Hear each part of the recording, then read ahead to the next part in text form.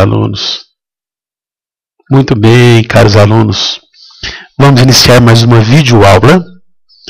Vamos estudar nessa videoaula a participação política das mulheres, dos negros, dos indígenas e vamos estudar também a questão ambiental. O tema dessa videoaula: novos participantes e novas questões na cena política. Então tá aí, né, o tema dessa videoaula, e é uma videoaula, um tema muito interessante. Eu espero que você goste, que vocês gostem. Aqui a imagem de Martin Luther King, um pacifista, um homem que tanto lutou pela mobilização em busca da paz, em busca dos direitos civis. Então, a imagem de Luther King é uma homenagem a ele, a toda a sua luta. Martin Luther King tinha uma frase célebre: eu tenho um sonho. Eu também tenho um sonho, viu, Luther King? E a Tânia, historiadora, tem uma frase dela muito interessante, que diz o seguinte: não se conquistam melhores condições de vida, nem mais direitos, sem mobilização. Então tá aí, Luther King, foi o que você fez. Você mobilizou todo um povo por direitos civis. E nós vamos ver a luta de alguns grupos, né, em busca dos seus direitos, evidentemente. Começando com as mulheres. Mulheres no espaço público. As mulheres, por muito tempo, foram marginalizadas pela história. Os espaços destinados a elas eram ligados no âmbito do lar, da família, dos filhos, enfim, daqueles que não eram ocupados pelos homens. Desde a Grécia Antiga, que as mulheres são marginalizadas da participação política e do contexto social de um modo mais amplo. Embora o nosso país tenha sido um dos primeiros em que as mulheres conquistaram o direito de voto em 1934, no governo de Getúlio Vargas, a desigualdade entre os sexos perdurou por boa parte do século XX. Ela ainda existe, muito embora houve uma melhora para as mulheres, evidentemente, mas ela ainda existe nos dias atuais. A incorporação das mulheres ao mercado de trabalho, ela só se ampliou de uma maneira significativa a partir da década de 1970. E até 2002, só para vocês terem uma ideia, o Código Civil brasileiro atribuía exclusivamente aos homens a condição de chefe da família. Não é brincadeira não, né, gente? Não é brincadeira não. O direito de estudar, de votar, de ser votada, de se inserir no mercado de trabalho, em igualdade de condições com os homens, mas tendo direitos específicos, como a licença maternidade, o direito de amamentar os filhos durante o expediente, aposentadoria diferenciada em função da dupla jornada, trabalho no emprego, trabalho em casa. Esses direitos específicos foram frutos de muita mobilização, de muita luta. Luta que se iniciou nos anos 20 e se perdurou, de uma maneira significativa nos anos 60, 1960 e nos anos 1970.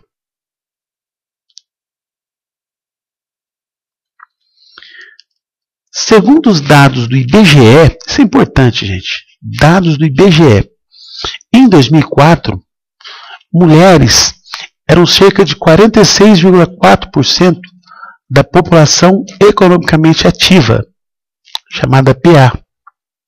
2004, 46,4%. Em 76, elas representavam apenas 28,8%. O que nós podemos observar? Que houve uma melhora de 76 para 2004, mas elas não representam nem 50%. É pouco expressivo. Em 2004, 44,9% das mulheres que possuem 2 anos ou mais de estudos trabalhavam nos setores da educação, da saúde, serviços sociais. O salário dessas mulheres correspondia a apenas 61,6% do salário dos homens. Tem que colocar a boca no tambor, né? Enquanto os homens participantes do mercado de trabalho declaravam destinar 9 horas semanais aos afazeres domésticos, as mulheres, na mesma condição, declaravam dedicar ao serviço doméstico 25 horas semanais, o que confirma a chamada dupla jornada de trabalho. Não é brinquedo, né? E na política? O número de mulheres que ocupam cargos eletivos no Brasil é muito pequeno. Segundo dados da União Interparlamentar, em 2007, o Brasil apresentava um dos piores índices do mundo no que se refere à participação da mulher entre os parlamentares, ocupando a posição de número 103, num total de 137 países. Não é brincadeira, né? O presidente da República é uma mulher. É a presidente Dilma, ou presidenta. Mas a participação das mulheres na política, viu, Dilma, é muito pequena.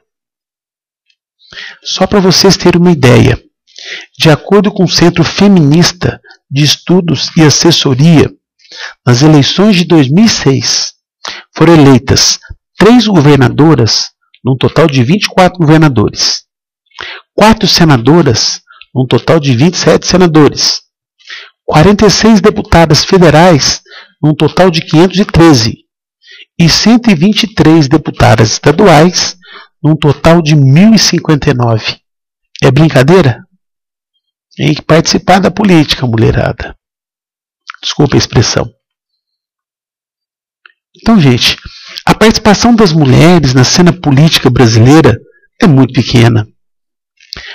Para que esse cenário se altere, é preciso que a atuação feminina nos partidos políticos seja fortalecida, que o número de candidatas aumente e que as próprias mulheres vençam o preconceito de votar em pessoas do mesmo sexo. Isso é muito importante. Dentre as mais recentes conquistas políticas das mulheres, nós destacamos a Lei Maria da Penha, 2006, que aumentou as penas para agressores de mulheres no ambiente doméstico ou familiar, proibindo para esses casos a aplicação de sanções alternativas, como a prestação de serviços à comunidade ou compra de cestas básicas. Maria da Penha, que foi uma mulher que sofreu muito, até ver o seu agressor ser preso, porque na época não havia uma legislação específica. Então foi a partir do seu caso, do seu sofrimento, é que foi criada uma legislação específica em homenagem a ela, a Lei Maria da Penha. Os negros e a luta pela igualdade. Em 95, a Marcha Zumbi dos Palmares contra o racismo, pela cidadania e pela vida, reuniu cerca de 30 mil pessoas em frente ao Congresso Nacional. A marcha foi um marco na luta dos afrodescendentes para a criação de políticas públicas voltadas para a superação da discriminação racial no país. Em 95, durante as comemorações dos 300 anos da morte de Zumbi, Zumbi dos Palmares, aqui ele, né? Palmares, que era um quilombo, um esconderijo, onde os negros que conseguiam fugir do cativeiro ficavam escondidos e viviam com uma certa dignidade, né? Então Zumbi, ele é um símbolo da liberdade, da luta contra a escravidão. Em homenagem à sua morte, em homenagem à sua vida, esse herói da liberdade, o dia 20 de novembro tornou-se o Dia da Consciência Negra. E aqui uma frase de Paula Farias: engana-se quem pensa que a luta acabou. Os ideais de Zumbi permanecem mais vivos do que nunca. E viva a consciência negra.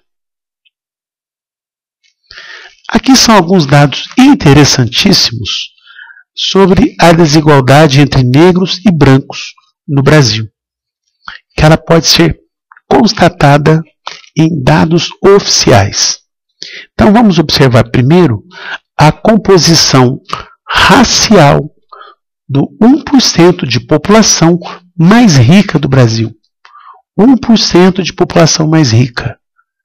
88% são brancos. Negros e pardos, 11%. Então os mais ricos do Brasil, 88% brancos, 11% negros e pardos. Já da composição racial dos 10% da população mais pobre, brancos 26,5%, negros e pardos 74%. São dados, gente, do IBGE. Importante para nós, viu? Estatísticas. Aqui é uma imagem muito interessante que, segundo o IBGE, em 2005, mais de 51% da população branca entre 18 e 24 anos de idade cursava o ensino superior. Mais de 50%. Enquanto que apenas 19% da população de negros e pardos o fazia.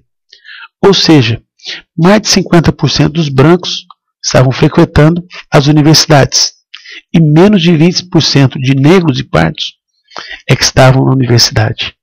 Uma diferença significativa. Muito significativa. Segundo o IBGE, em setembro de 2006, o salário médio de um trabalhador branco é de pouco menos de R$ 1.300. Pouco menos de R$ 1.300. E os trabalhadores negros, salário médio, R$ 660. Os brancos ganhando o dobro do que os negros. São dados, gente, do IBGE. Importante, viu? A desigualdade entre brancos e negros no Brasil é atribuída, entre outros fatores, à inexistência de políticas de integração social dos ex-escravos e seus descendentes à época da abolição da escravatura.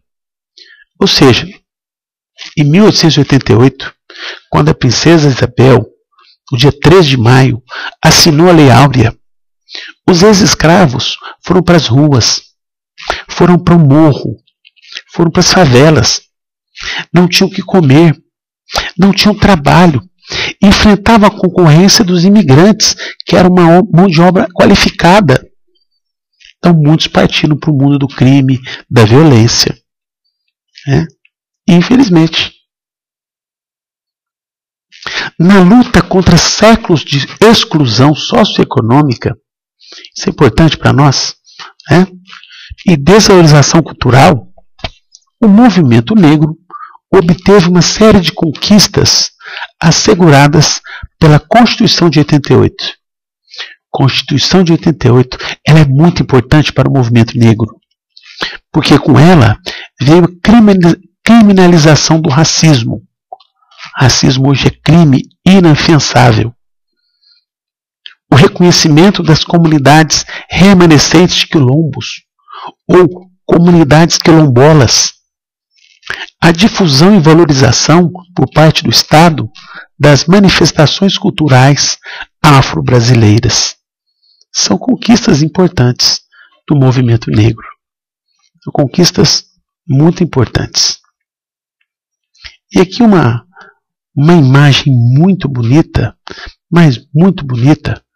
Em 2003, o governo federal criou a Secretaria Especial de Promoção de Políticas de Igualdade Racial, admitindo, portanto, a existência de racismo no Brasil e reconhecendo a necessidade de se criarem políticas públicas de inclusão.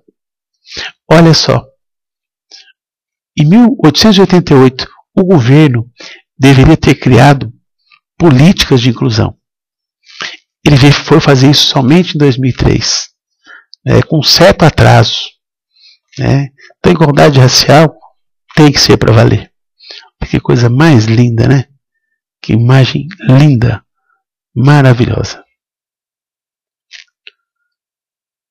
Na área educacional, uma das principais conquistas do movimento negro foi a inclusão da temática História e Cultura Afro-Brasileira nos currículos do ensino fundamental e do ensino médio, de forma a recuperar e valorizar a história e a cultura dos povos africanos, reconhecendo o seu legado, o seu valor e, acima de tudo, que eles são parte constituinte da nossa cultura.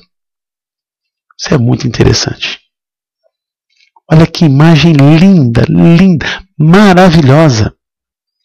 Políticas de acesso diferenciado dos afrodescendentes às universidades públicas, a chamada reserva de cotas, também foram oficializadas.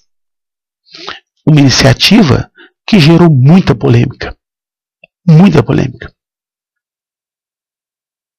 Seus críticos consideram-na uma forma de discriminação às avessas, já que confere condições especiais para o ingresso de estudantes afrodescendentes, indígenas e também pobres em estabelecimentos públicos de ensino superior, em prejuízo dos demais. Em prejuízo dos demais. Esse é um problema. Prejuízo. A quantidade de candidatos vaga, ou candidatos por vaga. Seus defensores, em contrapartida, apontam que a maioria das vagas no ensino público superior, elas foram historicamente ocupadas pela população branca e de alta renda, o que fez reforçar as desigualdades sociais e raciais no nosso país. Uma polêmica. Uma polêmica. Os indígenas e o direito à diversidade. Vamos falar um pouco dos indígenas. Desde a chegada dos portugueses, desde a chegada de Pedro Álvares Cabral em 1500, aqui na América Portuguesa, hoje nós falamos do Brasil, né? Mas na época, América Portuguesa, desde aquela época que os grupos indígenas têm sido expropriados de suas terras, desrespeitados de suas manifestações culturais e vitimados pelo genocídio. Pois é, estamos matando os índios até os dias de hoje. Infelizmente. Tais perdas só começaram a ser reparadas pelo poder público com a Constituição de 88. De novo, Constituição de 1988, ela é muito importante para os movimentos sociais. É muito importante para as mulheres. É muito importante para os negros. É muito importante para os indígenas. Porque deu a eles, uma série de direitos. Direitos de ter uma vida de acordo com a sua cultura. Que maravilha! Então, com a Constituição de 1988, formaram-se associações que pretendiam fazer valer os direitos dos indígenas, como o direito à posse da terra, o controle dos recursos naturais nessas terras, que estavam disponíveis, assistência à saúde, educação, transporte, comunicação dessas comunidades indígenas e a comercialização de produtos artesanais ou por eles, evidentemente, produzidos. Outra coisa muito importante, o direito de utilizar as suas línguas nativas e de manter as suas tradições, assegurados pela Constituição de 88, abriu caminho para a organização de uma organização específica com um currículo bilíngue que aborda a valorização histórica e a cultura indígenas. E a cultura indígenas, isso é muito importante. A maior conquista desses grupos, sem sombra de dúvidas, foi a demarcação das terras indígenas. Com essa medida, o Estado brasileiro reconheceu os direitos históricos dos indígenas sobre as terras, sobre suas terras. Então, a posse dessas terras lhes foi assegurada por lei. Uma vitória. Uma grande vitória. A demarcação de terras e a ampliação da assistência médica aos indígenas possibilitaram, a partir da década de 1990, o crescimento demográfico desses povos. Atualmente, existem no território brasileiro 227 comunidades indígenas e mais de 180 línguas diferentes. Pois é, aumentou a população indígena do país, com direitos que foram assegurados pela Constituição. Mas eles enfrentam problemas. Os nossos índios enfrentam muitos problemas, como a invasão de suas terras por fazendeiros, madeireiros, mineradores, os conflitos com as populações que vivem próximas de suas aldeias, com algumas comunidades ribeirinhas, por exemplo, e a precariedade da assistência médica.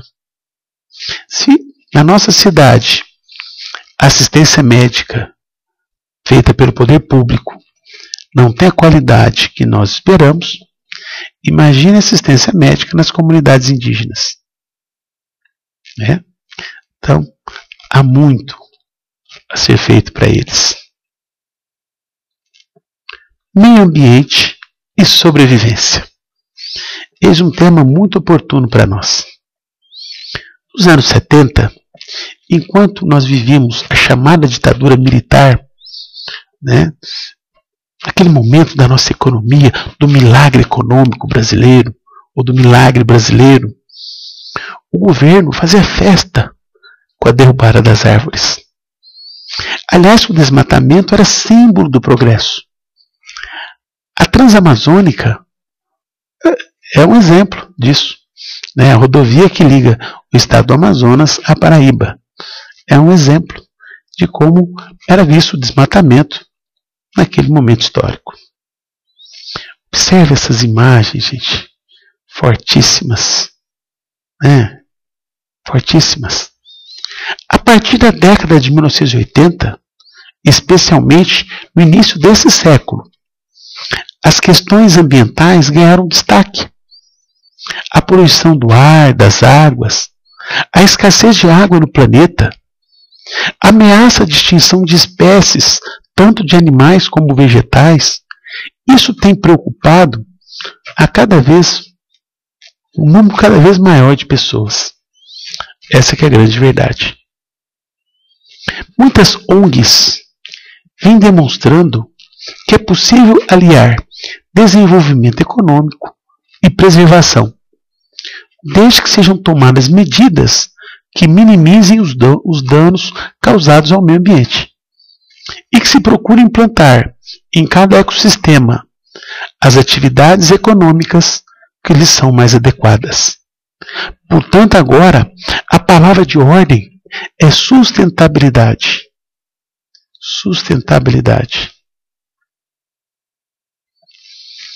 Agora vocês vão assistir a um trailer de um documentário produzido, idealizado pelo Al Gore, que é ex-vice-presidente dos Estados Unidos, um ambientalista. O título do documentário, Uma Verdade Inconveniente. Vocês vão ver só o trailer, mas dá uma ideia, né, da influência da emissão de poluentes e do mau uso dos recursos naturais no aquecimento global. Eu espero que vocês gostem, viu, meus queridos alunos? Eu espero que vocês gostem dessa exibição. Então vamos lá.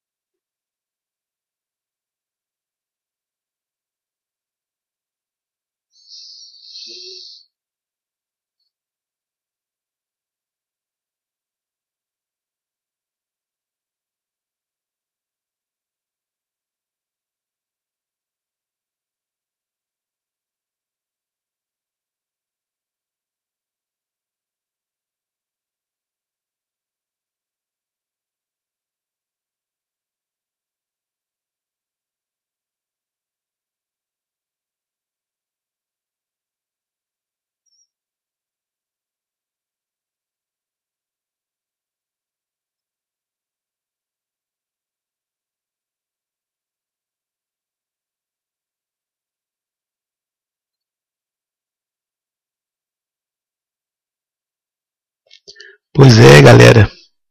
Esse é só um trailer, viu? Então imaginem vocês. É só um trailer. A atitude de Al Gore contrastava com a do então presidente estadunidense George W. Bush, que se recusou a assinar o Protocolo de Quioto, elaborado em 1997 e subscrito por centenas de países. Então esse aqui é o Al Gore, é o que idealizador desse documentário, está disponível no YouTube. Esse aqui é o então presidente dos Estados Unidos, o Bush. Então, o Bush ele se recusou a assinar um documento muito importante e que, entre as metas do Protocolo de Quioto, estava a redução da emissão mundial de gases poluentes em 5,2% até 2012. Ano de 2012. Está acabando. A recusa estadunidense, ou a recusa do presidente dos Estados Unidos, inviabilizou o alcance da meta, já que os Estados Unidos respondem por 25% do total da emissão de gases. É o que vocês estão vendo aqui, né? São responsáveis aí pelo aquecimento global. É um dos tópicos, inclusive, desse documentário. Questão ambiental no Brasil. Aqui é uma imagem da ministra Marina Silva, do Meio Ambiente, na época do governo Lula, né? A ministra da Fazenda, a Dilma Rousseff, hoje presidente. Então aqui um diálogo entre as duas, mostrando que para muitos ecologistas, a atuação do governo Lula em questões ambientais ficou muito aquém do esperado. Muito aquém.